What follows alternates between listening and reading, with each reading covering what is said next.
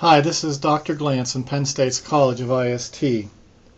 This presentation will summarize the history of information security to help develop insight into the status and issues of current information security. As we go through this history, note that until 1995, the security emphasis was mostly on the very valuable computer hardware. Almost little thought was given to the actual information on the computers. For example, in the early 1990s, I worked at a company that experienced hardware theft. An intern stole the RAM out of the personal computers, since at that time each megabyte was worth around $100. For comparison, I believe 1 gigabyte of RAM now sells for around $10. In the beginning, security was mostly based on an accidental strategy of isolationism. For example, computer access was protected by cost. There were only a few computers and they were kept in locked rooms. Also, early computers were not networked. Thus, security in the beginning mostly meant limiting physical access. Information security problems crept in quickly, however, as the costs fell and networking access grew. We begin our history in the early 1950s with the introduction of the UNIVAC mainframe computer to the marketplace. CBS used this computer to predict the outcome of the 1952 presidential election. Ironically, CBS did not believe the UNIVAC's prediction since it radically contradicted traditional polling results. So CBS hid the UNIVAC results.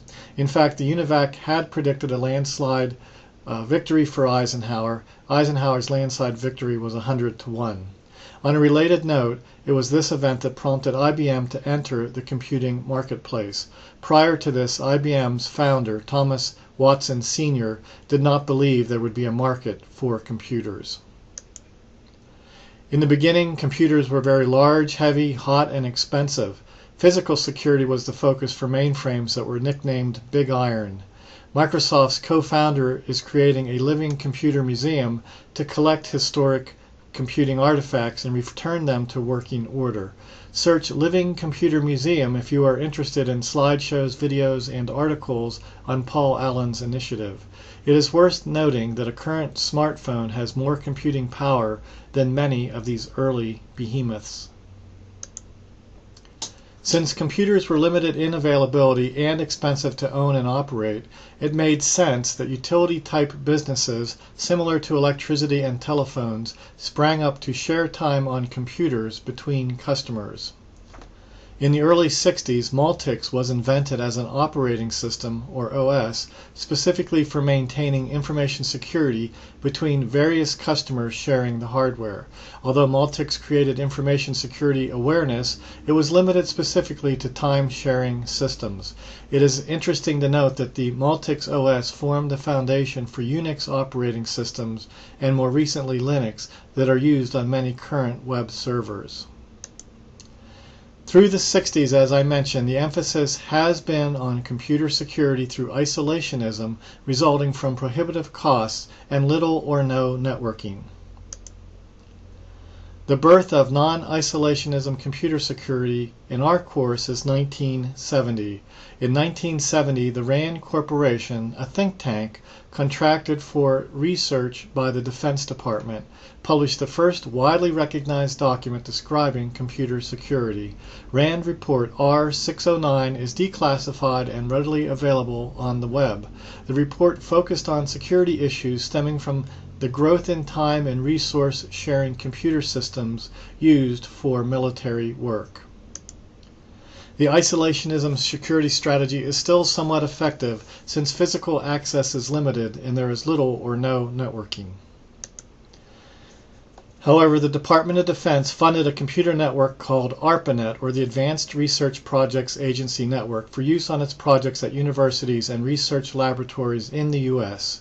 We see in this 1971 illustration the networking of RAND and other think tanks with a few colleges such as Harvard and MIT in the country. The isolationism strategy begins to falter because the computers are now networked through telecommunication lines. The hacker community begins to flourish and, just as today, provided good and bad outcomes. However, hacking was mostly limited to those having access to university equipment. A particular bad hacker outcome was crashing the entire ARPANET in October of 1980. It is interesting to note that as the world's first operational packet switching computer network, ARPANET became the core network that now comprises our current global internet. Around 1980, IBM introduces the first personal computer to the marketplace at a relatively low cost ranging from $5,000 to $10,000. In today's dollars, though, this would still be considered expensive. The proliferation of these PCs provided more launching points or subjects from which hackers could attack other computers. Although increasing subjects from which to attack was an unintended consequence, the isolationism strategy is still being pursued. One form of this strategy was to keep secret the modem phone numbers used to connect to business and military computers. Discovering these numbers was not that difficult. One approach was called dumpster diving, crawling through AT&T and other dumpsters to retrieve discarded printouts listing modem phone numbers. Note that at this time, shredding was not considered very important. Another way to discover modem phone numbers is called war dialing. This is illustrated in the 1983 movie War Games when Matthew Broderick's character programs his computer to sequentially call every phone number to see which is answered by a modem. If you like, pause our video here and go to YouTube to watch the war dialing scene.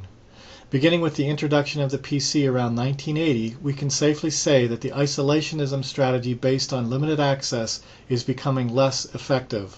Once connected to a modem, the attacker had complete access to the information systems. For example, in the movie, Matthew Broderick used his access to order plane tickets and also to launch a nuclear war.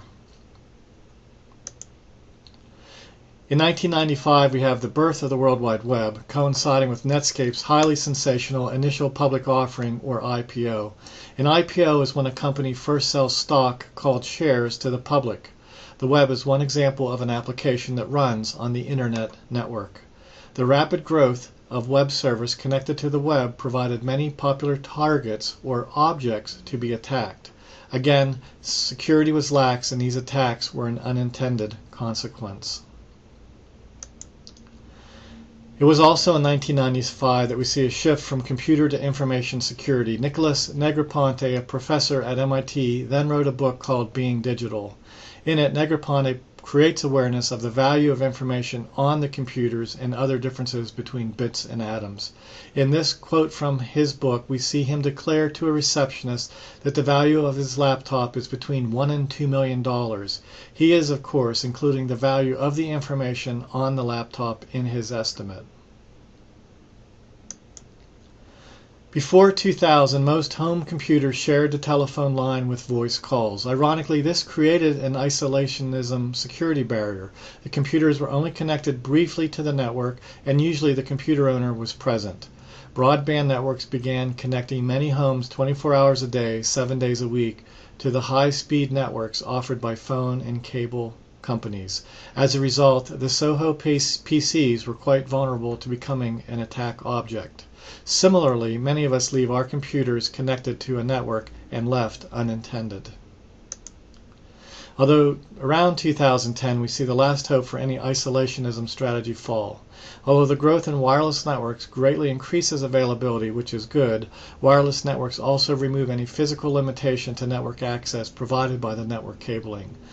Modern information security began in the last decade, initially in the form of malware protection, but has since spread to include access control such as passwords and intrusion protection such as firewalls and monitoring.